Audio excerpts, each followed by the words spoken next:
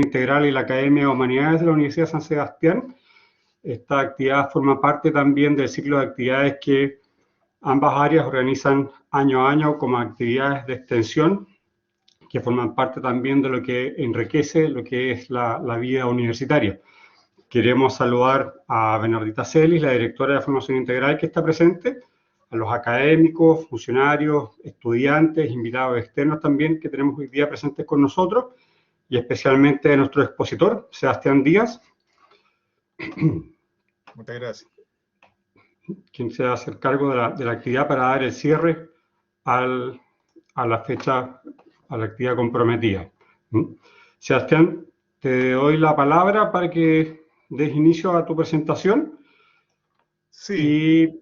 Y yo te voy apoyando entonces con las preguntas que los asistentes pueden ir escribiendo en el chat para dar espacio después luego al diálogo. De acuerdo, muchas gracias. Estoy tratando de, siempre me pasa esto, subir una presentación y no lo logro. A la derecha, donde sale al lado de los participantes, siento el número de participantes, hay una flechita que dice compartir contenido. Porque tú estás viendo los nombres de los participantes donde hay una flechita morada. Tú aprietas esa flecha morada y ahí va a aparecer el chat, están los participantes y ahí está compartir contenido. Ya. Perfecto, ahí está, ahí lo tengo. Gracias. Entonces ahora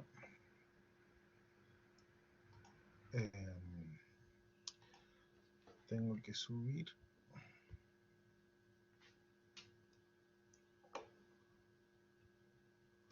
Ya, ahí está.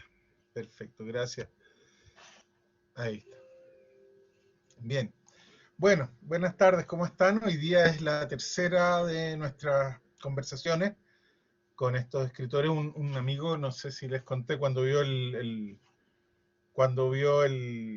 afiche, ¿cierto? La publicidad, o no sé cómo decirle, el anuncio que es tan bonito, me dijo, oye, esto es una sesión de espiritismo, algo así, porque están, claro, todos muertos, y dice, conversando con Tolkien, Lewis y Chesterton, ¿no?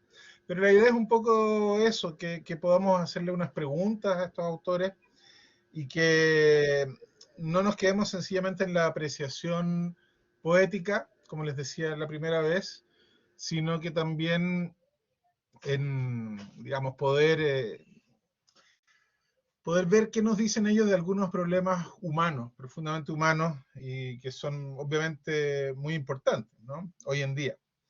Hoy día vamos a hablar de la política, y para eso yo creo que el autor en el que hay que basarse es Chesterton, si bien es el tema probablemente en el cual los tres autores tienen más que decirnos, ¿no? En la amistad claramente era Lewis el que principalmente llevaba la voz cantante. Cuando hablamos del arte nos referimos principalmente a Tolkien, con todo el tema de la subcreación y la creación artística como una patria para el alma. Y ahora, cuando hablemos de la política, vamos a basarnos bastante en Chesterton, porque él fue un polemista al que le interesó la política así como le interesaban sus propios huesos, digamos. O sea, es algo que él tenía metido desde muy joven y que, por supuesto, fue en lo que se manifestó gran parte de su obra.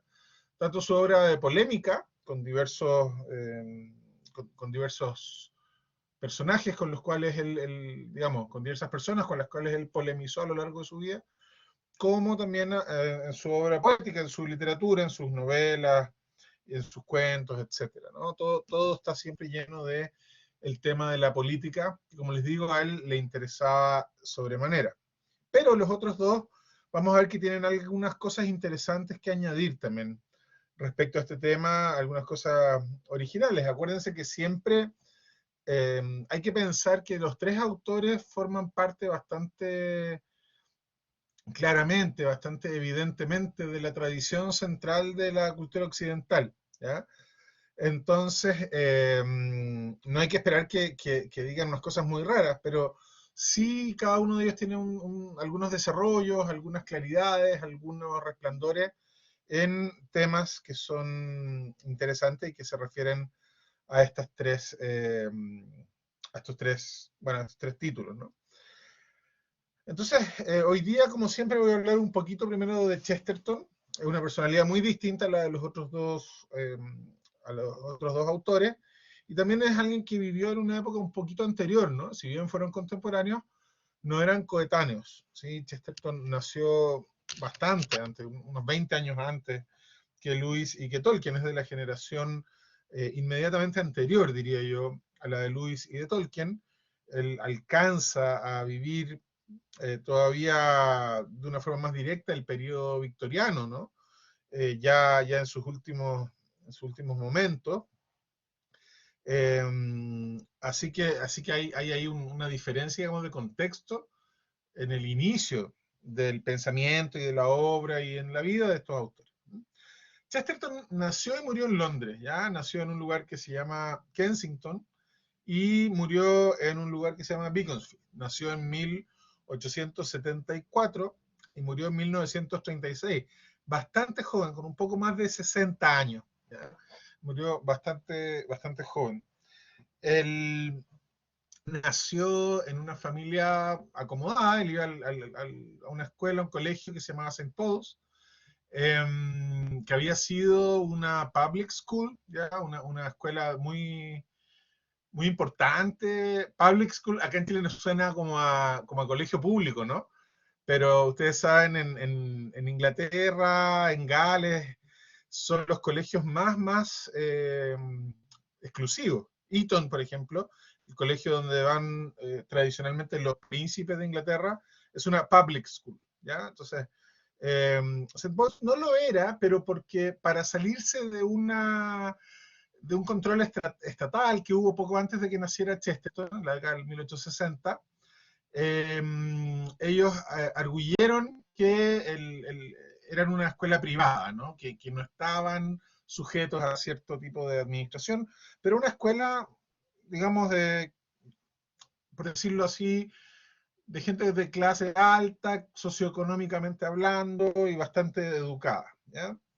Él fue a St. Paul's y la mayor parte de los alumnos de St. Paul's aspiraban a ir a Oxford o a Cambridge, pero él no fue a ninguno de esos dos lugares, sino que fue al University College of London, ¿ya? Que todavía no pertenecía a la Universidad de Londres propiamente tal, y en la cual él quiso estudiar, fíjense ustedes, ilustración, una cosa como poco común, ahora más, pero en esa época bastante poco común, y también tomó cursos de literatura, así que esta es su base, como por decirlo así, académica. Si bien no terminó nunca la carrera ni de ilustrador, ni tampoco sacó ningún grado en literatura. Pero eso fue lo que él quiso estudiar. Esos fueron por decirlo así, sus gustos en la universidad, las cosas que él eligió. Su familia, una familia burguesa, muy culta, les gustaba mucho, según él y según Cecil, su hermano, que también fue periodista y escritor, les gustaba mucho conversar, recibían gente, hacían lo que en Chile hubiéramos llamado en el mismo siglo XIX tertulias, ¿no? Con gente culta que iba a hablar de cosas, que realizaba una serie de manifestaciones musicales, artísticas, obras de teatro, en fin, etcétera, en la casa. Cecil, su hermano, por cierto, fue su gran amigo y compañero en muchos de sus caminos espirituales, intelectuales, etc. La familia, además de los Chesterton, era una familia no muy religiosa, ¿ya? Ellos eran unitarios, eso quiere decir que no creían en el Padre, el Hijo y el Espíritu Santo, sino que solamente Dios, lo veían como que no existía la Trinidad. Y sin embargo lo bautizaron a él anglicano, y el anglicanismo es una fe trinitaria, ¿no? Entonces, como se puede ver, no se tomaban el tema de la religión demasiado profundamente, sino que más bien de una forma accidental lo tenían en sus vidas, ¿sí? Entonces, ese es el caldo, ¿no? Ese es el caldo, una familia burguesa, de gente muy culta, muy inquisitiva, con muchos intereses culturales,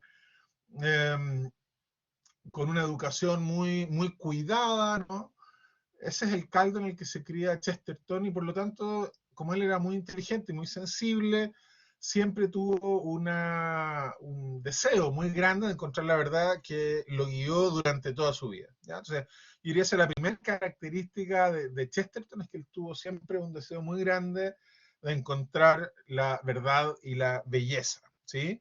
Los caminos lo llevaron por muchas partes, ¿eh? Sobre todo cuando él era muy joven, llegó incluso a tratar de hacer espiritismo con estas tablas de Ouija, ¿saben? Esas tablas que tienen unas letras, ¿no? Y que la gente trata de hacer espiritismo con eso, se interesó por el ocultismo, incluso publicó alguna vez cosas sobre ese tipo de temas, pero después se arrancó bastante asustado de eso, entre asustado y también desengañado, ¿no? O sea esto o es algo malo, muy malo, o bien es sencillamente un engaño para que caigan los bobos, ¿no?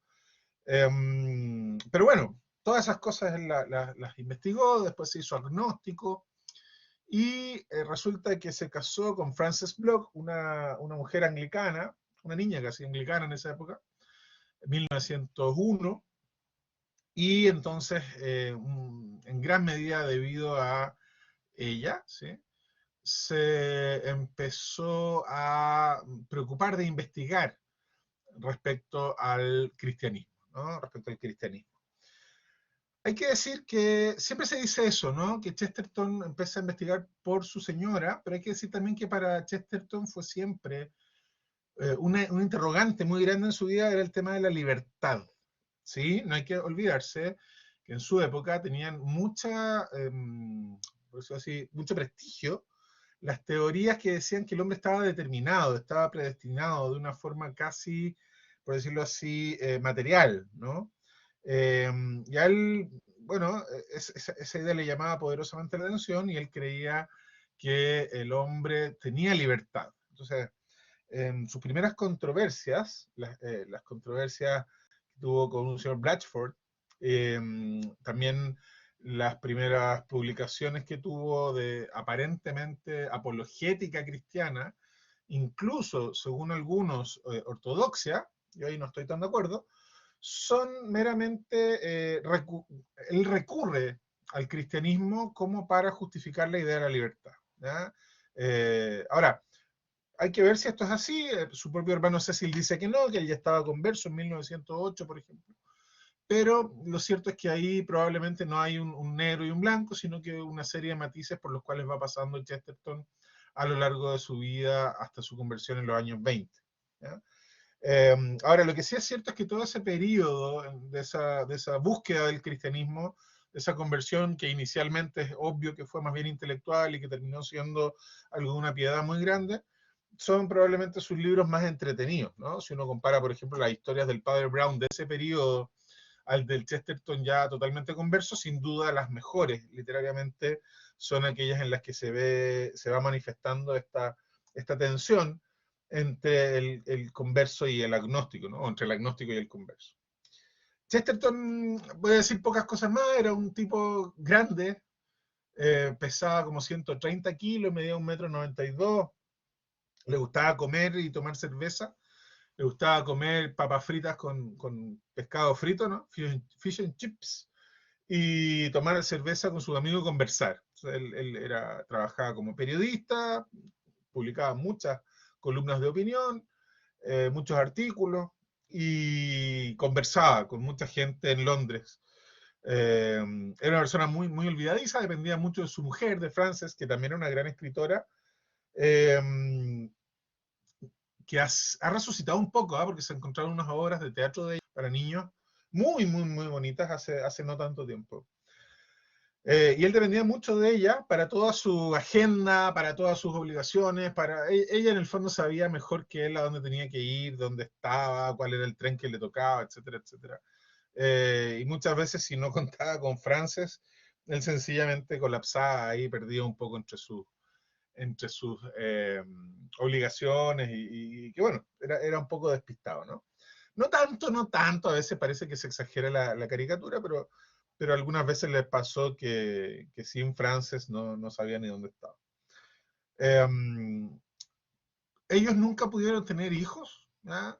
Siendo que hubieran querido, obviamente, tener una familia, para ellos era algo muy importante y no pudieron tenerlo. lo cual de alguna forma facilitó este tipo de vida, ¿no? Chesterton no era una persona que tuviera que generar grandes recursos, ni mucho menos, a pesar de que le iba bien. Pero no tenía las penurias que tuvo Tolkien, por ejemplo. ¿Se acuerdan que hablábamos el otro día de alguien que en el fondo tenía que generar más y más ingresos para sus hijos? ¿Sí? Pero por otro lado, claro, ella sobre todo, Frances, siempre tuvo esa pena, porque tenía un gran amor y una gran cercanía con los niños y no pudo tener hijos. ¿Ya? Eso es lo que yo quisiera decir respecto a Chesterton, así respecto a su vida, a su personalidad. Su gran amigo Belloc escribe sobre él un eulogio, ¿no? Y un librito corto en su memoria, y dice que, bueno, enumera muchas de sus virtudes, tiene una gran caridad por sus oponentes, la gente con la que Chesterton debatía siempre terminaba apreciándolo, y esto era, según Belloc, gracias a la gran caridad que tenía. Enumera varias de sus virtudes y dice que su único vicio literario, y que lo resta de los grandes escritores en lengua inglesa, según su gran amigo Belloc, es la sobreabundancia de figuras retóricas. Chesterton, yo no sé si muchos de ustedes lo han leído, un escritor que cuando uno lo lee tiene que ir preparado para que en un párrafo haya 5 o 6 exageraciones y 7 o 8 paradojas, ¿no? Con lo cual, por supuesto, se dificulta un poco la lectura, sobre todo las traducciones. Aquellos de ustedes que lean inglés van a poder apreciar que en inglés es un poquito menos difícil leer a Chesterton que en castellano, porque obviamente el traductor se enfrenta a una literatura bastante recargada y con muchos juegos de palabras que son muchas veces difíciles de traducir o directamente intraducibles, ¿no? Y que dependen ahí de las notas al pie de página para su comprensión. Ese es Chesterton. Entonces, era el último de los autores que nos quedaba revisar. A mí me resulta una de las personas más queridas que hay, ¿no? Tengo un cariño muy especial por Chesterton. De alguna forma me siento su amigo, ¿no? No sé si les ha pasado alguna vez que leen tanto a un autor o ven tanto las películas de un director o escuchan tanto la música de un cantante, de un grupo, que uno se siente un poco que los conoce y que hay una cierta amistad, por lo menos de uno hacia ellos. A mí me pasa mucho eso con este autor, con Chesterton, lo considero un gran autor. ¿Ya? ¿Alguna pregunta respecto a su, no sé, algo que quieran decir, algo que quieran preguntar respecto a su personalidad antes de seguir con el tema de la política?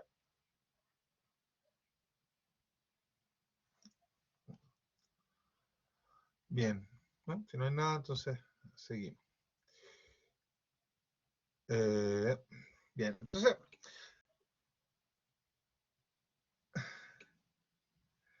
bien. Entonces,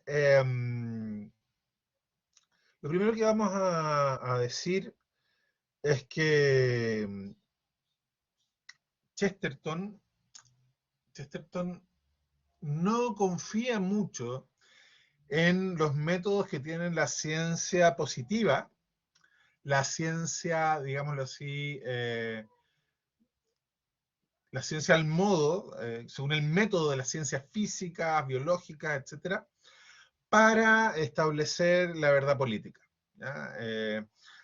A partir de la filosofía de Augusto Comte, ¿no? Se empieza a hacer muy importante y muy popular en Europa y en el mundo el método sociológico, que de alguna forma emula los métodos de las ciencias físicas y sobre todo de la biología, por su cercanía, ¿cierto?, a la naturaleza humana, que obviamente tiene un cuerpo, que tiene una biología, por supuesto, etc., para conocer y entender la política. Entonces dice Chesterton, mire, hay una cosa que podemos decirle el error médico.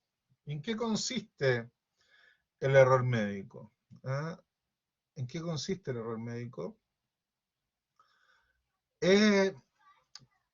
Consiste en pensar en el cuerpo social como si fuera un verdadero cuerpo humano. Obviamente, dice Chesterton, no es una analogía, Claro, y uno podría pensar en el gobierno como en la cabeza, uno podría pensar en los obreros como en el brazo que trabaja, ¿cierto? Uno podría entender que la analogía sirve para algunas cosas, pero no es exactamente lo mismo, ¿cierto? No es exactamente lo mismo un cuerpo social que un cuerpo biológico.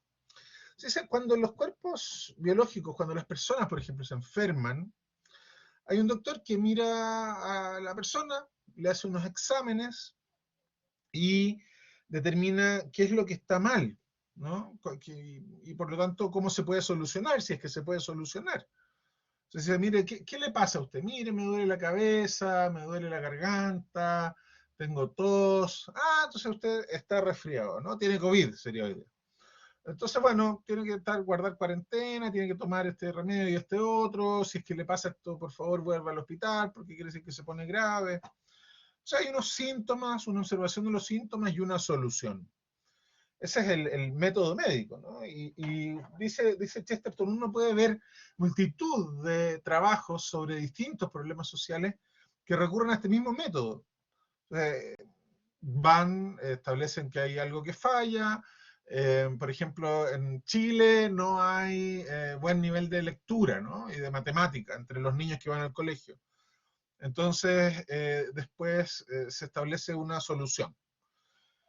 ¿Cuál es el problema? Dice Chesterton. El problema, dice Chesterton, es que no tenemos todos la misma claridad respecto a... Oye, no puedo compartir el archivo ahora. No se ve ningún archivo, ¿sí? No, no se ve. Tienes que ir, ¿cierto?, a compartir el archivo y puedes poner, hay dos formas. Uno, compartir aplicación o pantalla. Y el segundo es que cargas el archivo, que es compartir el archivo.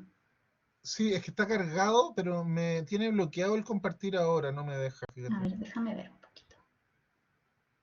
Dice Chesterton 3. Prueba ahora. Ahí sí. Sebastián, ¿ahora sí? A ver, no, ahora parece que soy moderador, pero no me deja compartir. Entonces, en compartir pantalla mejor. Ahí aparece, ¿no? No. ¿Ahora? Ahora sí. Ya, perfecto, gracias. Entonces, miren, aquí hay una cita de Chesterton respecto a esto mismo, ¿no? Dice, ningún médico propone crear un nuevo tipo de hombre, con una nueva colocación de los ojos y los miembros. El hospital, si no le queda otro remedio, puede enviar a un hombre a casa con una pierna de menos, pero no le mandará en un ataque de creatividad con una pierna de más, ¿ya? Entonces, claro, ¿por qué resulta tan bien el sistema médico para la enfermedad biológica del hombre? Porque de alguna manera todos los doctores entienden la normalidad de un hombre, la salud de un hombre, ¿cierto? Nadie piensa que la salud de un hombre sea tener 3 piernas, digamos. Podría ser que una pierna gangrenada tenga que cortarse, ¿no? Amputarse, tristemente, pero nadie le va a empezar a poner brazos o piernas a una persona, ¿no? Mira, te voy a poner 4 corazones, ¿no? Porque puede ser una buena cosa, ¿no? Eso normalmente a ningún doctor se le ocurriría. Entonces, está muy clara la salud. Pero pensemos un poquito, dice Chesterton. En el caso del cuerpo social, ¿está tan clara la salud?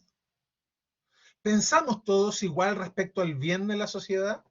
Por ejemplo, seguramente la señora Camila Vallejo y el señor Cast, José Antonio Cast, acá en Chile, están súper de acuerdo en que la educación en Chile está mal. En que está mal, estarán de acuerdo. Ahora, estarán igual de acuerdo, porque claro, si dicen nadie sabe leer, nadie sabe, digamos, escribir, nadie sabe hacer matemática, las operaciones básicas, está mal. Ahora, ¿estarán de acuerdo en cuál es la salud de la educación? Camila Vallejo y José Antonio Cast, por poner dos personas que están en distintas posiciones, evidentemente y públicamente, ¿no? En la vida política y pública de Chile. Chesterton da muchos ejemplos, ¿no? Da muchos ejemplos. En ese tiempo da ejemplos, por ejemplo, entre puritanos y católicos en Inglaterra, da ejemplos entre personas que defienden la eugenesia cosa que durante mucho tiempo no fue tema y que está volviendo a ser tema, la eugenesia, el generar nuevos seres humanos que sean perfectos, digamos, biológicamente, por distintos métodos. Entonces, claro, él dice, alguien puede estar a favor de esto y yo no, ¿no? Entonces, ¿cuál es la salud? Dice él. ¿Cómo nosotros podemos determinar cuál es el bien político? Entonces, él tiene este libro que se llama Lo que está mal en el mundo. Y él dice, mire, primero lo que está mal en el mundo es que nadie se preocupa de lo que está bien en el mundo. No hay una reflexión teórica de cuál es la salud, ¿cierto?, del cuerpo social, cuál es el ideal al que aspiramos como sociedad. ¿Ya? Y dice Chesterton más adelante en la misma obra, a pesar de que las personas tienen una cierta idea de cuál sería esa salud, tampoco la dicen. No están dispuestos ni a explicar, ni a decir, ni a votar por lo que verdaderamente piensan que es la verdad. Todo el mundo puede estar dispuesto a votar A para que salga B, a decir C para que realmente se llegue a X eventualmente, ¿no? Entonces Chesterton dice, la verdad es que por un lado no se piensa verdadera y profundamente en cuál es la salud, cuál es el ideal del cuerpo social, y por otro lado, más encima, ni siquiera se declara aquello que bien o mal algunas personas pueden haber pensado, ¿no? Entonces, difícilmente va a poder haber un diálogo político beneficioso para la sociedad si es que nadie piensa en la sociedad, por un lado, y por otro lado, si es que la gente no declara lo que verdaderamente piensa, sino que declara aquello que piensa que más le conviene según su interés particular, para lograr el poder o un beneficio económico, o sencillamente para sobrevivir en el mundo político, o qué sé yo qué, ¿no? Entonces, ¿qué es lo primero, cierto, que dice Chesterton? Hay que tener un ideal. Hay que ser capaz de buscarlo, dice Chesterton, además, no solamente en las ideas que tenemos ahora, sino que también en las ideas que pueden estar en el pasado, ¿no? Hay que ser capaz de mirar atrás y rescatar los ideales que sea necesario rescatar. Él dice, esta idea de que el hombre va progresando y que los ideales que trae cada época son mejores que los anteriores, no se sostiene. No se sostiene de ninguna manera. ¿Por qué dice Chesterton? Porque dice, piensa en cualquier ideal anterior. Piensa, por ejemplo, en un monje, ¿ya? En un monje medieval. ¿Usted es capaz de llevar la vida ascética que llevaba el monje medieval? O piensa en un cavernícola, un hombre prehistórico. ¿Usted es capaz de ir a cazar un mamut? ¿Es mejor en cazar mamut o dientes de sable que el hombre medieval? ¿Cómo le iría a usted si lo paro al frente de un león con un palo, con una punta de flecha en la punta?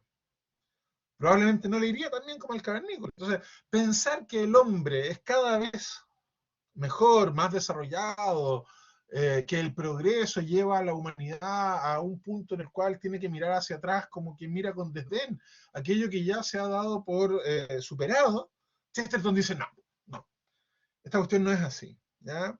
Entonces tenemos que ser capaces de mirar hacia atrás para poder desde el presente, ¿cierto?, mirar hacia adelante. Hay que acordarse que Chesterton, bueno, no lo dije, pero alguien que le interesaba mucho la historia, ¿no? Escribió Historia de Inglaterra. Entonces alguien que obviamente tiene su vista puesta en el presente, a través de la polémica, pero también en el pasado, a través de la historia y de la cultura anterior, ¿cierto? Entonces, plantearse un ideal como sociedad, pensar en el ideal. Y una vez que se ha pensado, obviamente dialogar. Para eso hay que pensar y hay que decir lo que se piensa. No sé si les parece interesante esto, que uno lo puede aplicar respecto a cualquier época y sobre todo de nuestra época. Fíjense, ¿no? Pensar cuál es el ideal profundamente, parar y pensar. Y por otro lado, dialogar según lo que en verdad pensamos, ¿no? Hoy día leía a alguien del Partido Comunista, el señor Tellier, que en vez de hablar de revolución, hablaba de transformaciones, creo que era la palabra que usaba, ¿no? La transformación tiene que seguir. Uno sabe que un comunista está pensando en la revolución, pero él no lo dice directamente. ¿Se fijaron, no? Eso es interesante Perdona, yo no le quiero pegar ningún palo al Partido Comunista ni a nadie, sencillamente es un ejemplo que está en la prensa de hoy. Porque pasa en todo el espectro político, que por querer decir algo, sencillamente me declaro otra cosa, ¿no? Me declaro otra cosa. Chesterton dice declarar lo que se es, declararlo con verdad y, por supuesto, pensarlo, pensar en eso, que hay una reflexión verdadera. Por eso el título de la charla de hoy se llama En busca de un hombre poco práctico, ¿sí? Chesterton dice, mire, muchas veces nosotros buscamos políticos, elegimos políticos, queremos políticos que sean prácticos, ¿no? Que sean personas con experiencia. Pero, y esto Chesterton aquí está pensando evidentemente en Aristóteles, el que tiene experiencia sencillamente es alguien que es capaz de actuar como las cosas funcionan normalmente. Cuando nosotros queremos enfrentar una crisis en serio, una crisis profunda, necesitamos a alguien que sea capaz de actuar como las cosas no funcionan normalmente. Alguien que sea capaz de llevar las cosas como siempre han sido. Cuando hay una crisis difícil, cuando haya verdaderamente un problema social, la verdad es que no va a ser capaz de llevar, dice Chesterton, a la sociedad a plantearse las interrogantes de la forma que le va a permitir salir de esa situación de manera airosa, ¿no? Entonces, se necesita un hombre teórico. Él habla de un avión. Para él, en esa época, los aviones eran como para nosotros, que sé yo, una nave espacial, ¿no? Algo muy, muy, muy tecnológico y difícil. Dice, si está verdaderamente echado a perder tu avión, si se ha roto verdaderamente, si la falla es muy grave, vas a necesitar a un profesor que va a estar así medio loco, con el pelo chascón para que lo arregle. ¿Ah? Sí, sí. Es divertido porque se imagina una especie de Einstein, así como lo describe.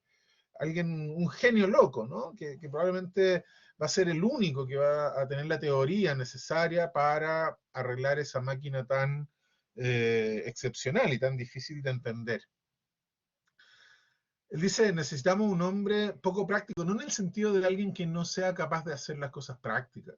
¿Ah? Él no piensa en el gobierno de los filósofos, ¿no? Al modo de Platón, porque conocía lo que pasó en Siracusa, sino que él piensa más bien en alguien que sea capaz de reflexionar, que no solo tenga experiencia, sino que tenga una reflexión intelectiva respecto de esa experiencia, ¿sí? Entonces, esa es la explicación de por qué se necesita un hombre poco práctico. Se necesita pensar en el ideal, que es lo que queremos como sociedad. Y no sencillamente tener una máquina andando. ¿Ah? Otra cosa que Chesterton, respecto a la política, otra cosa que Chesterton siempre reclama, ¿sí? Muchas veces, ¿no? Es respecto al tener una máquina muy perfectamente aceitada, muy eficiente, pero que no sabemos para qué es la máquina. ¿Ya? La eficiencia era una idea que a Chesterton le complicaba mucho. La eficiencia, dice Chesterton, fíjese acá, la eficiencia naturalmente es inútil, por la misma razón por la que los hombres fuertes, la fuerza de voluntad y el superhombre son inútiles. Es decir, es inútil porque solo se enfrenta a las acciones después de que éstas hayan sido llevadas a cabo. No dispone de una filosofía para los incidentes antes de que ocurran. Por lo tanto, no tiene capacidad de elección. ¿Se fijaron, no? Claro, la eficiencia no tiene capacidad de elección porque ya está ordenada a algo. Entonces, hacer las cosas de manera práctica y eficiente, que muchas veces parece una solución tan fácil, ¿no? ¿Cómo es posible que no se hagan las cosas prácticamente según tal y cual idea que yo tengo, ¿no? Claro, no, sí está bien. La eficiencia, obviamente, que una vez que ya elegimos, es necesario, ¿no? Una vez que al hombre fuerte le podemos decir, mira, pon esta piedra ahí para construir la casa, entonces el hombre fuerte va a ser una gran ayuda. Pero es inútil en una crisis la eficiencia, es inútil en un problema social verdaderamente grande la eficiencia, porque aunque sigamos haciendo lo que estábamos haciendo eficientemente, lo sigamos haciendo súper bien, tengamos los números por las nubes, si es que en realidad no tenemos claro cuál es el ideal, para qué lo estamos buscando, esos números la verdad es que valen nada. Nada. Es totalmente inútil, porque no hay un fin, no está ordenado a qué. Oye, pero si mejoré todos estos indicadores, bueno, ánimo, porque la verdad es que eso no me dice nada. ¿Se fijan o no?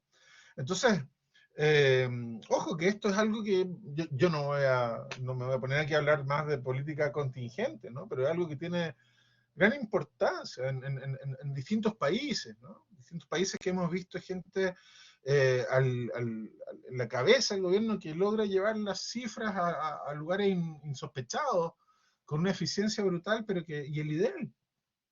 El ideal, y qué es lo que pienso, y lo comuniqué, y qué diálogo hubo. ¿Para qué estoy haciendo toda esta eficiencia? ¿Cuál es el ideal? ¿Sencillamente que haya más eficiencia? Chesterton diría, oye, eso no es nada, eso es inútil. ¿Sí? Entonces, bien, hasta acá, ¿no? ¿Se entiende más o menos cuál es el error médico? En el fondo, esta incapacidad de pensar en el ideal y plantear soluciones eficientemente respecto de algo de lo que no se conoce perfectamente para qué es o por qué es. ¿Sí? ¿Se ve más o menos hasta acá o no?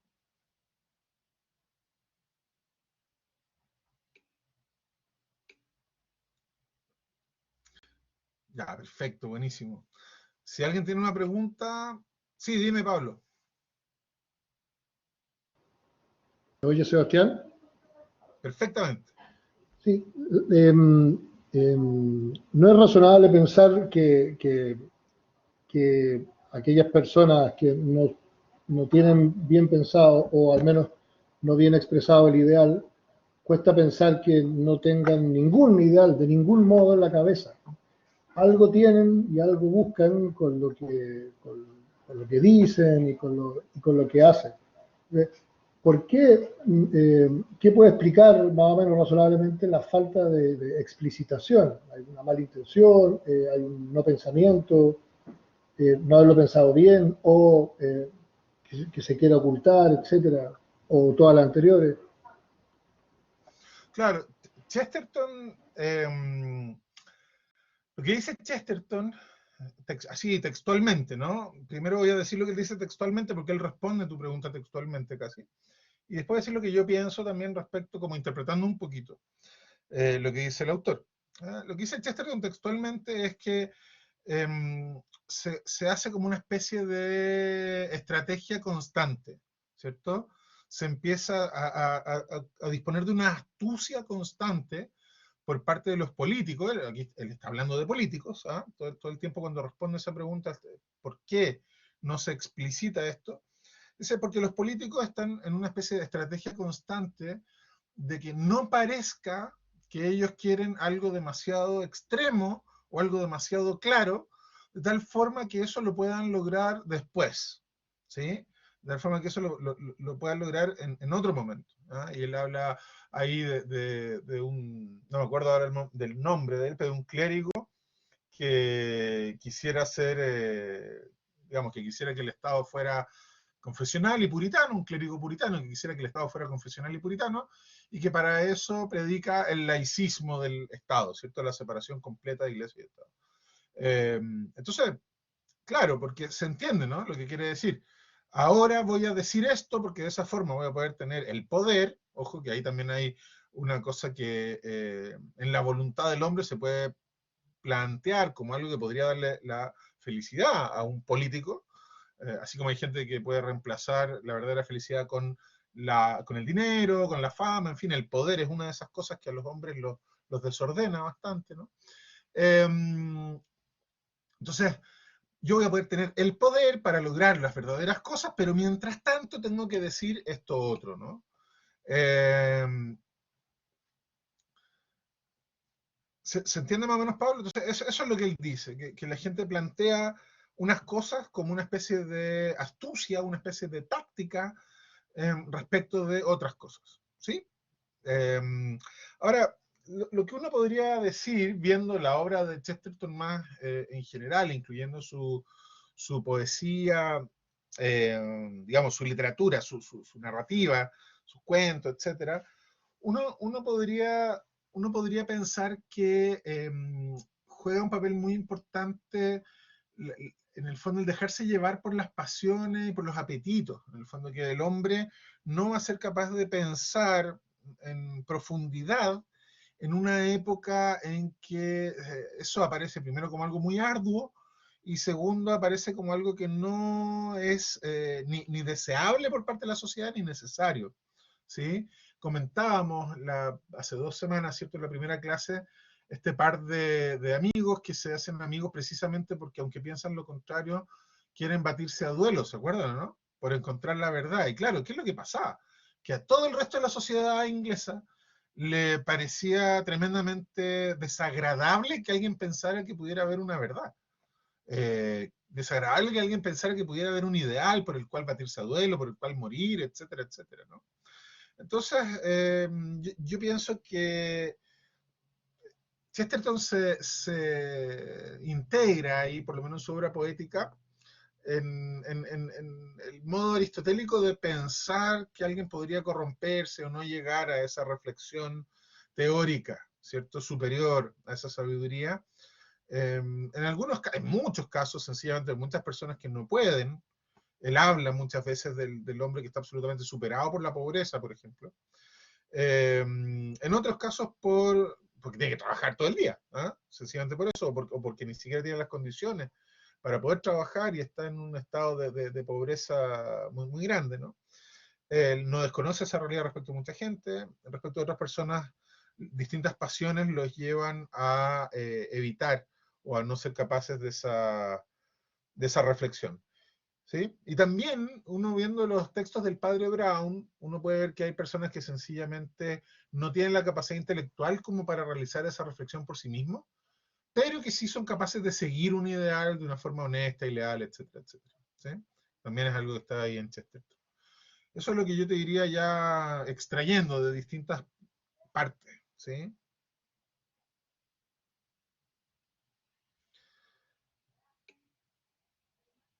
Perfecto. No sé si quieres comentar algo, Pablo. Yo sé que tú también eres un ávido lector de Chesterton. Sí, no, yo quedé bien, Sebastián, conecté algunas cosas que no había visto y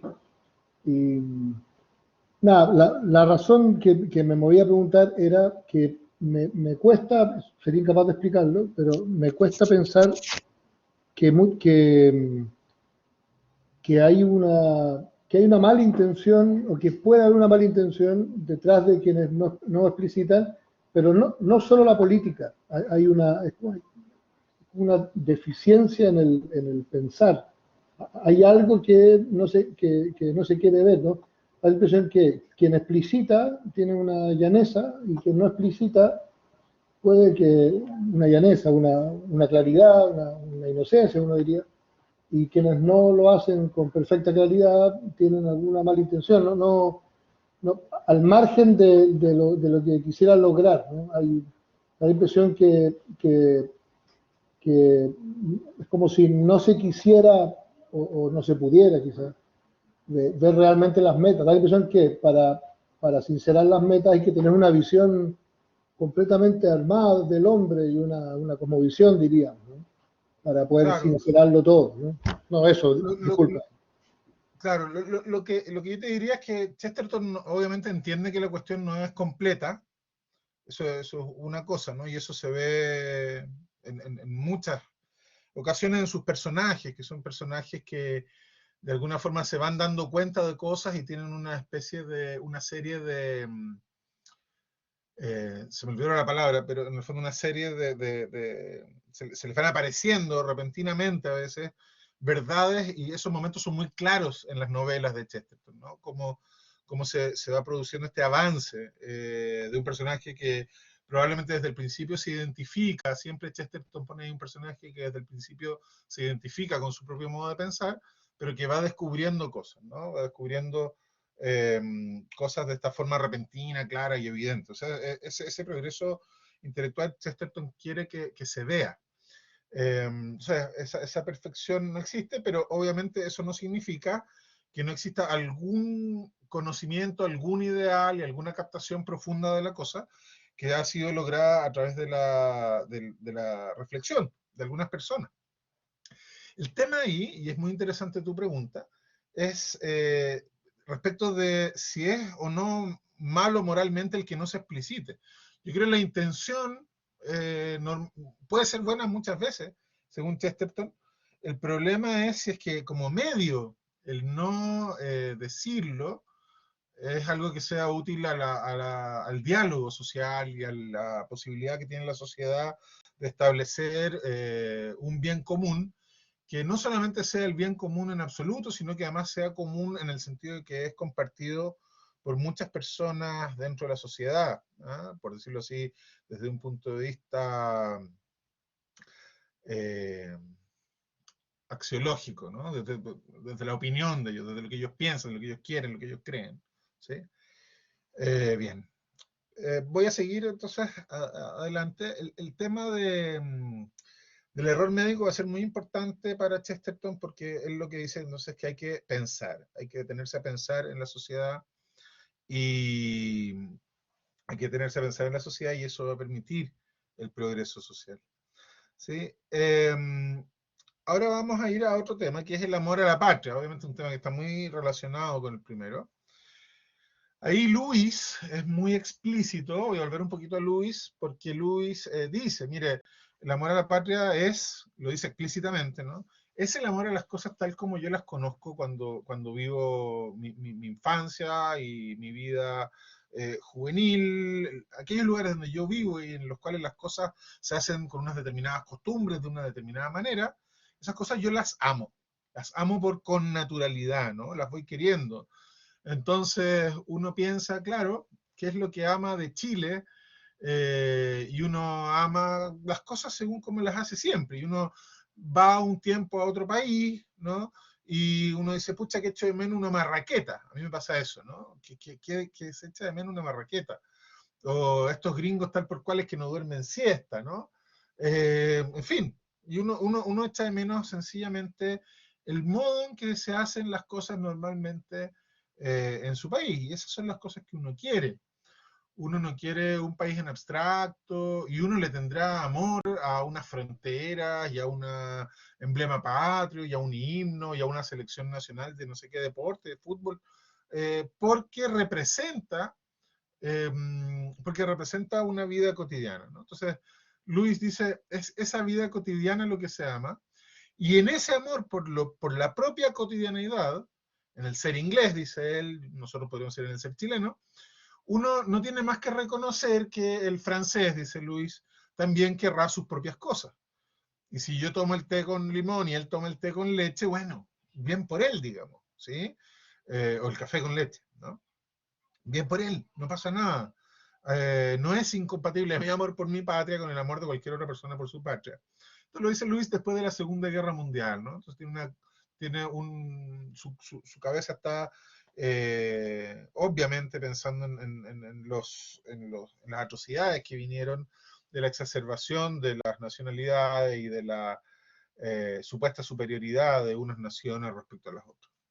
Pero coincide plenamente esa forma de mirar el amor a la patria con la que tenía Chesterton, ¿no? Chesterton lo pone en algún momento así, casi textualmente como Luis, probablemente Luis leyó a Chesterton en eso, sencillamente lo expresa más sistemático Luis, más sistemáticamente, pero hay un texto muy simpático en Los Cuatro Granujas sin tacha, en el cual Chesterton dice, mire, hay un pueblo en Egipto que está hecho como Beaconsfield, ¿ya? Está copiado exactamente, ¿no? El mismo tipo de construcciones, pero si uno se aleja un poquito, uno se da cuenta que es como una copia de una calle de Inglaterra que está en la mitad de un desierto y eso no tiene sentido, ¿ya? Eso no tiene sentido.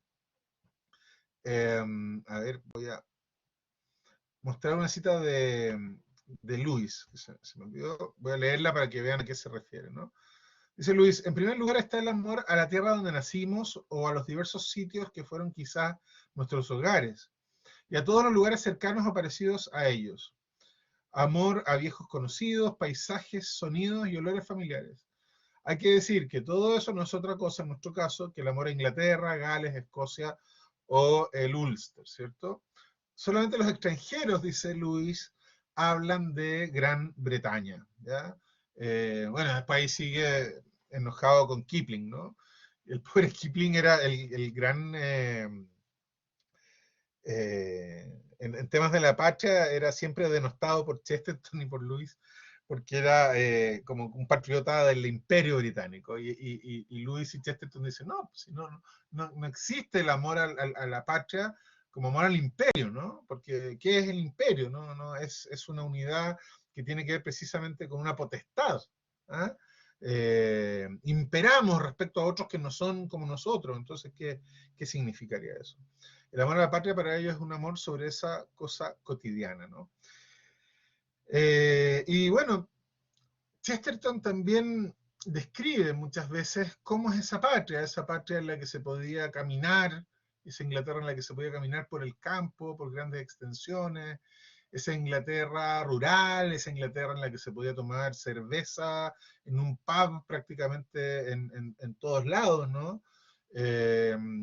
Esa Inglaterra más bien de la gente sencilla. Chesterton la describe mucho, la describe también Tolkien. No sé si ustedes han leído alguna vez de nuevo El Señor de los Anillos, como por segunda vez. Perdón, yo sé que esto es raro lo que estoy diciendo, pero yo sé que hay mucha gente que ha leído un par de veces El Señor de los Anillos, a pesar de que no era muy larga. Las primeras 100 hojas que se dedica a los hobbits, él está describiendo una patria, que bueno, es muy parecida a la campiña inglesa probablemente, pero él está describiendo la patria de los hobbits, porque el único modo en que para nosotros, lectores, va a tener sentido ese largo viaje de estos hobbits al corazón de la oscuridad, ¿no? Es que tengamos un amor y tengamos claridad respecto al amor que ellos tenían por su propia patria, ¿no? Lo mismo en el libro El Hobbit, ¿no? Se pasa un buen capítulo explicando cómo eran estas casas, las comodidades que tenían, cómo era la comarca, etcétera, etcétera.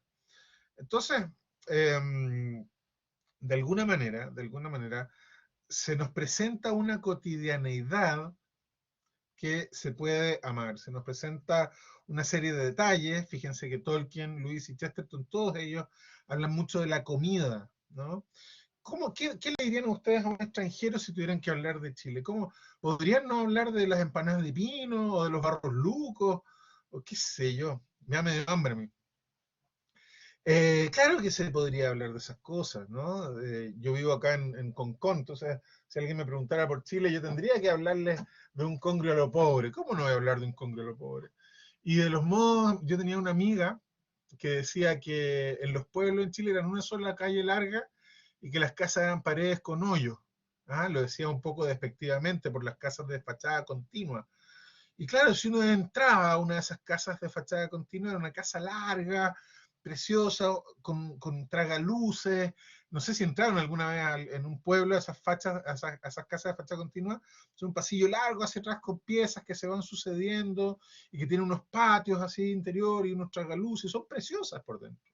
¿Y cómo no voy a amar eso si yo viví gran parte de mi infancia en Olmué? Entonces los lugares que son como Olmué y los lugares, y Olmué mismo, y si uno va a Las Cabras y ve que están las mismas casas en Las Cabras que en Olmué, ¿no? En el Camino de la Fruta, uno lo ama. ¿Ah? Y ese amor, entonces, para Chesterton, Tolkien y Lewis, es el amor a la patria y es el amor que justifica la guerra, ¿sí? Tolkien hace decir por ahí a algunos de sus personajes, ¿no? A Aragorn, dice, yo no amo la espada y el guerrero por la guerra. Yo no amo la espada y el guerrero por sí mismo. Los amo, sí, los amo mucho, pero por lo que defienden, ¿no? Por lo que defienden. En el fondo, el guerrero es un héroe porque defiende algo que amamos, que queremos. Chesterton dice, yo no podría enumerar por qué no quiero que extranjeros gobiernen mi patria, que nos invadan, porque tampoco podría llegar a enumerar los motivos por los cuales no quiero que se queme mi casa. Son muchos motivos. Son muchos motivos. O sea, ¿quién puede...? A ver, si te digo, hazme una lista de cosas por las cuales no quieres que se queme tu casa. Imposible. ¿Por qué no quieres que extranjeros gobiernen Chile? Bueno, porque nos cambiarían todo lo que somos. ¿Se fijan o no? Entonces, el amor a la patria tiene que ver entonces con con esa cotidianeidad, ¿sí? Lo cual es obviamente muy, muy interesante porque muchas veces lo interpretamos de una forma mucho más romántica, como una especie de amor a una nación, a una unidad étnica, a una unidad, digamos, bajo ciertos signos, etcétera, etcétera. Pero la verdad es que si es que es verdadero amor a la patria, dicen estos tres autores, es amor a un modo, ¿ah? En el cual nosotros estamos inmersos desde chicos y que como por hábito queremos y conocemos muy bien, ¿sí? ¿Alguna pregunta hasta ahí?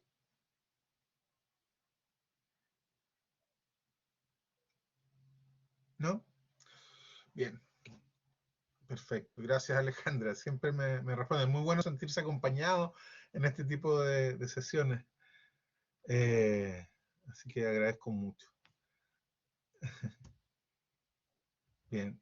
Ahí está. Espérense, no, falta un poquito todavía.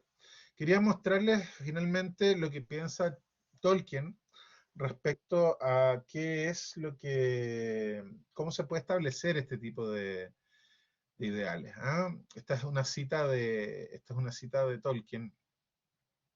La puse ahí en inglés para que los que vean un poco de inglés, los que sepan un poquito puedan ver el ritmo, pero dice, esto se refiere a un personaje, ¿no? Que es el rey, dice, y que es un rey encubierto, ¿no? Que es Aragorn, y dice, no todo el oro reluce, no todos los errantes, o no toda la gente errante anda perdida, no todos los errantes andan perdidos, el viejo que es fuerte no se marchita, las raíces profundas no son alcanzadas por la helada.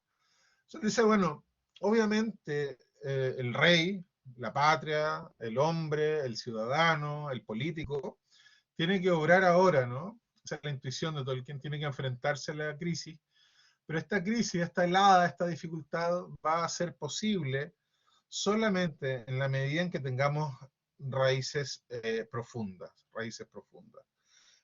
lo cual obviamente es una alusión a la tradición, una tradición que es una cultura que hemos traído, que ha sido traída por nuestros padres, desde donde hayan venido, por nuestros padres desde nuestra propia tierra, desde nuestra propia patria, o desde donde hayan llegado, ¿no?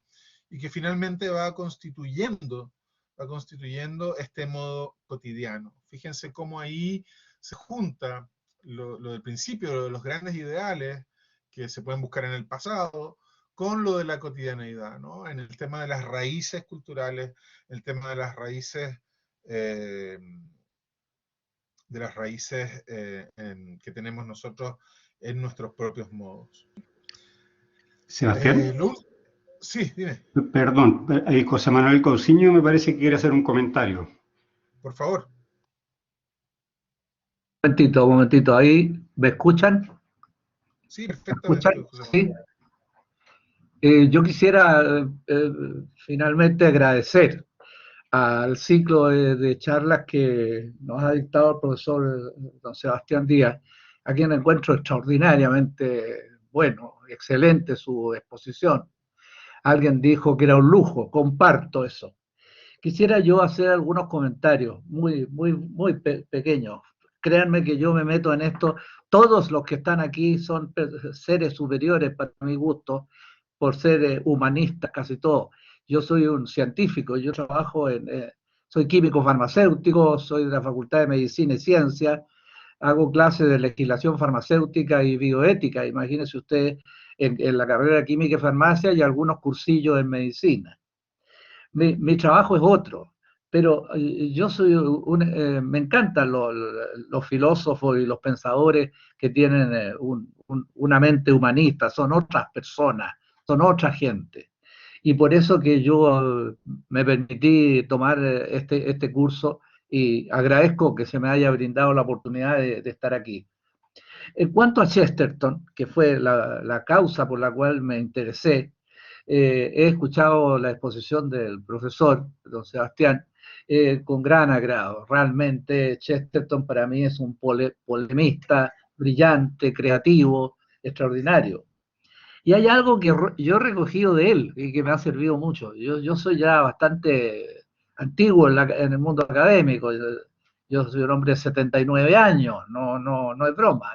Y estoy encantado haciendo clases todavía. Yo hice clases toda mi vida en la Universidad de Chile, pero también fui un profesional en otras cosas, de la química y farmacia. Pero algo que me gustó y que me gustaría que el profesor se explayara un poco es cuando Chesterton habla de la limpieza académica. Fíjense que yo he visto en mi vida académica que hay falta de limpieza académica en las universidades. Yo 40 años en la Universidad de Chile, ya llevo 6 años en la Universidad de San Sebastián, y siempre encuentro algunos ripios en el mundo académico, en la actitud de la gente, la falta de calidad intelectual, la falta de sinceridad, amor a la verdad, etcétera. Por esa razón me interesa mucho el pensamiento de Chesterton, que en muchas oportunidades en sus polémicas calificó a sus adversarios en una dialéctica muy fuerte, hablando de la falta de limpieza académica. Y créanme, aquí termino, he asociado yo esto al mundo regulatorio, que es lo que enseño en mis clases. Por ejemplo, con la falta de limpieza regulatoria que a mi juicio existe en Chile para registrar, autorizar la presencia de los productos farmacéuticos en el mercado. La calidad de los productos farmacéuticos no es excelente, está con muchos problemas. Y un ejemplo notable es el problema de las vacunas. Se han autorizado una cantidad de vacunas para uso provisional, y esas vacunas, los resultados de las votaciones de los expertos convocados no han sido unánimes, pues, ¿no? Entonces, todo eso es un poco complicado para mí, no es fácil. Yo he escrito carta al Mercurio y se me ha publicado donde critico la falta a veces de rigor y de limpieza regulatoria para arbitrar esta situación. Y todo eso lo he sacado del pensamiento de este hombre, Chesterton, que me parece un filósofo, un pensador extraordinario. He leído algunos libros de él y me encanta, y por eso asistí hoy día. Finalizo agradeciendo nuevamente a la universidad y al ciclo que organizó esto por esta invitación. Muchas gracias. Y espero que el profesor pudiera hacer algunos pequeños comentarios finales sobre la limpieza académica. Muchas gracias. Gracias, José Manuel. Bueno, Chesterton tenía un método muy claro, ¿no? Respecto al modo en que él llevaba los debates, las polémicas, y el modo en que él esperaba que efectivamente se realizara la actividad intelectual. Y dice relación con que primero se debe definir los términos de esa polémica, se tiene que uno fijar muy bien en explicar y en saber a qué se está refiriendo el otro cuando usa los términos, y en base a eso después se va a poder establecer, como dice usted, un debate, una decisión, un modo y un discurso limpio, claro, ¿no? En el sentido intelectual, obviamente estoy hablando yo. Entonces, esa definición de los términos tiene que estar clara, y esto se refiere tanto a los temas políticos como a los temas religiosos, morales. Por ejemplo, él, hablando de su conversión religiosa, él dice, mire, unas personas me decían que la iglesia era la culpable de la inmovilidad del hombre, de que la iglesia hacía que todos los hombres estuvieran pacíficos y que no reclamaran cuando los pisoteaban y cuando de alguna forma los herían en sus derechos, etcétera, ¿no? La iglesia como opio. Y otros me decían que la iglesia era la culpable de toda la violencia en el mundo y en el fondo que atacaba, etcétera, etcétera. Entonces dice, bueno, tengo que ver de qué se está hablando cuando se habla de la iglesia. Entonces él va y efectivamente se preocupa de definir ese término, y ahí empieza un poco en ese relato que está en Ortodoxia, ¿no? Su proceso de conversión, porque va a decir, esta cosa que todo el mundo me la presenta de maneras tan distintas no puede ser real, hay que ver de qué se está hablando verdaderamente, y para eso voy a ir al objeto, ¿no? Y ahí entonces parte la claridad intelectual y la claridad académica. Y lo otro es que Chesterton nunca, a pesar de que era un polemista, nunca creyó en la dialéctica en el sentido hegeliano, ¿no? Para él la dialéctica era un modo de trabajar que tenía que ver con una honestidad, no con una oposición de fuerzas para ver quién ganaba. Entonces, esa honestidad, evidentemente, es lo que para él permitía la vida intelectual y la vida académica, ¿sí? Chesterton hay que tener en cuenta que no fue un académico, en el sentido en que nosotros entendemos alguien dedicado a la vida universitaria, sino que él fue alguien, más bien un periodista, ¿no? Alguien que estaba en el debate público constantemente y un escritor de novela. Pese a lo cual sí le interesaba mucho esa vida intelectual y él pensaba que no era importante quien ganara una pulseada intelectual, que sin duda él podía ganarla, ¿no? Él era un hombre de mucha facilidad de palabras, mucha facilidad de argumentación, sino que más bien era encontrar la verdad a través del diálogo. Y por eso, por ejemplo, George Bernard Shaw se hizo muy amigo de él con el tiempo, porque se daba cuenta que Chesterton era el más temible de los rivales, pero que por otro lado era la persona que lo escuchaba constantemente, ¿no? A eso se refería a Belloc cuando hablaba de su caridad, ¿no? Estaba, en verdad, quería escuchar a Shaw, que era alguien que de alguna manera lo, digamos, no estaba para nada de acuerdo nunca con él, y como verdaderamente lo quería escuchar, Shaw se tuvo que ir dando cuenta de eso, y entonces se hicieron finalmente grandes amigos, ¿sí? Eso es lo que yo podría decirle. Efectivamente es muy importante la honestidad en los debates y también, por supuesto, en la vida política y en las decisiones políticas que se toman. Bueno, pues yo con eso doy por terminada mi intervención. Acepto las demás preguntas. No sé si alguien más quiere preguntar algo, hacer algún comentario. Y quedo entonces en esa espera. Quizás alguno de los moderadores de la universidad que están aquí conmigo acompañándome, Bernardita, no sé. Gracias, Sebastián. Ofrecemos la palabra. ¿Quién quiere plantear alguna pregunta o hacer algún comentario?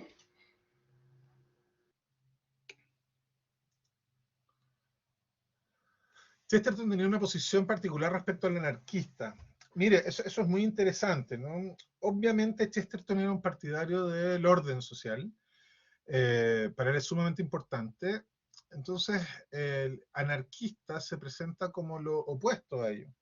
Sin embargo, cuando uno de sus personajes va en búsqueda de los anarquistas, se empieza a encontrar que todos los anarquistas en realidad son policías encubiertos. Esto pasa en una novela que se llama El hombre que fue jueves. ¿Y esto qué significa? Significa, bueno, muy sencillamente, quizás demasiado sencillamente, ¿no? Esto podría ser más difícil de interpretar, pero significa muy sencillamente que cuando nosotros que vemos a otra persona que aparentemente tiene una posición totalmente distinta a nosotros, tenemos que estar conscientes de que esa persona también busca el bien, también busca un orden a la felicidad del hombre, y que por lo tanto la única forma de avanzar con una idea, de avanzar con un orden político, de avanzar hacia el bien común en definitiva, es precisamente en los otros hombres. Entonces, no hay ningún mal, y en este caso ni siquiera el anarquismo, que sobreviva en un hombre de tal manera que este hombre solo sea un anarquista, ¿no? Tolkien piensa, si aquí hubiera solo un anarquista, entonces no habría ningún bien, ningún orden moral, ninguna posibilidad de vida.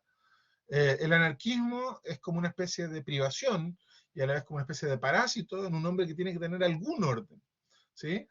Si hubiera un anarquista absoluto, si hubiera un rebelde absoluto, como decía un literato de acá de la quinta región, si hubiera un anarquista total, entonces esto sería algo así como un demonio, ¿no? Un diablo, y no un hombre. Sería ese el que está absolutamente en contra de todo orden, aquel que finalmente es la negación de la paz y del orden social.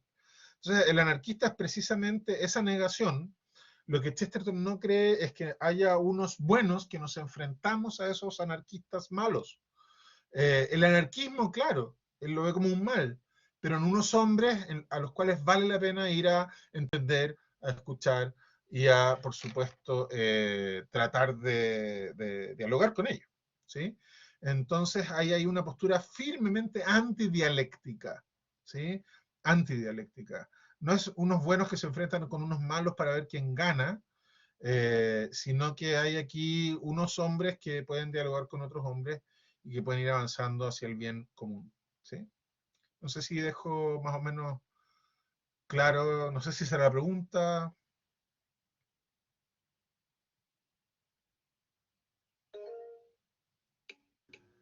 Bernardita levantó la mano, me parece. Ah, Bernardita, por favor. Sí, quería hacer una pregunta, y más que es como un resumen, que tú nos dijeras el por qué estos autores podrían ser atractivos para nuestra juventud, a quienes no los conocen, por ejemplo, invitarlos a leer más sobre ellos o leer sus obras. ¿Por qué podría ser atractivo o qué es lo que más les podría traer? Qué buena pregunta.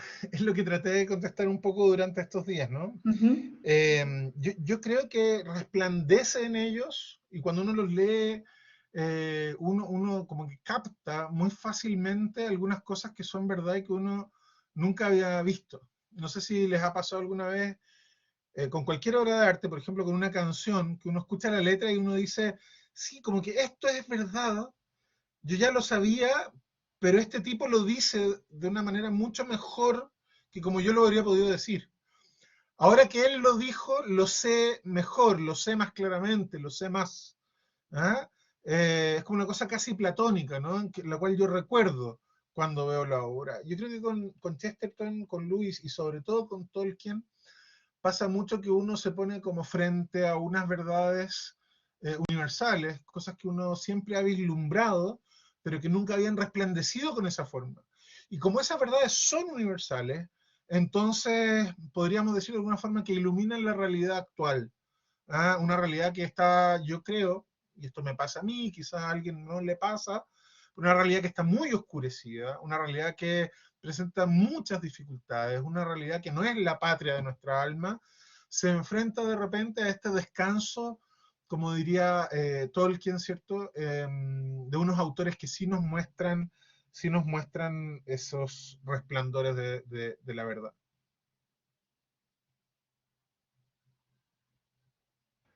Muchas gracias, Sebastián. De nada, Bernadita. Muchas gracias a todos, fue un honor poder haberles hecho clases durante estos días y bueno, que Dios los bendiga, ¿no? Muchas gracias por todo. Muchas gracias, Sebastián. Agradecer por tu excelente presentación y también darte las gracias también y a todos los asistentes porque se nota que ha sido muy bien recibido, los asistentes están muy contentos, las presentaciones han sido sumamente interesantes y es un tema además que da para mucho más, así que muchas gracias por tu extraordinaria exposición y yo quiero ofrecerle la palabra a Bernardita porque bueno, hoy día es nuestra última sesión. Así que para que ella dé unas palabras como directora de formación integral a los presentes. Muchas gracias. Bueno, voy a compartir ahí con Pablo Folegati, que está también presente de la Academia de Humanidades, y entre los dos quizá vamos a hacer un agradecimiento más que nada a todos los participantes hoy día y a todos los que estuvieron durante las 3 charlas que tuvimos con Sebastián.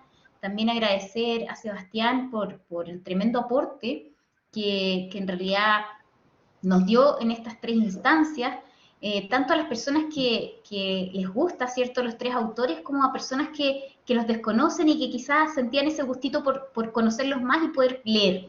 Así que muchas gracias, Sebastián, muchas gracias a todos los asistentes, a nuestros estudiantes de las distintas sedes, a nuestros académicos, también a nuestros administrativos que han querido unirse en estas instancias, y también a todas las personas externas que han querido también participar. Pablo, dejo también la palabra para que tú puedas ahí decir algo.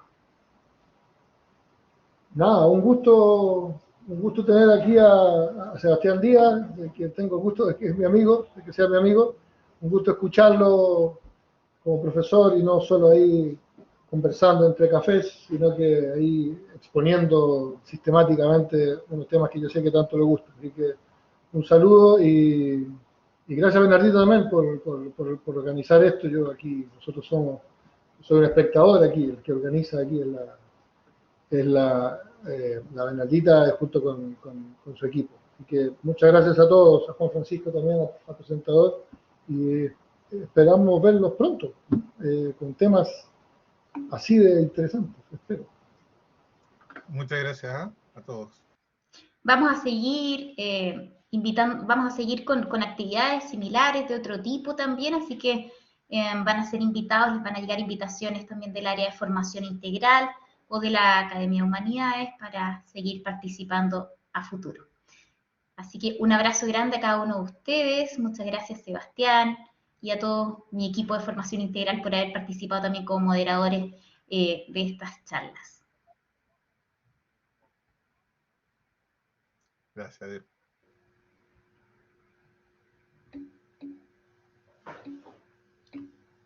Muchas gracias nuevamente. Que tengan muy buena tarde.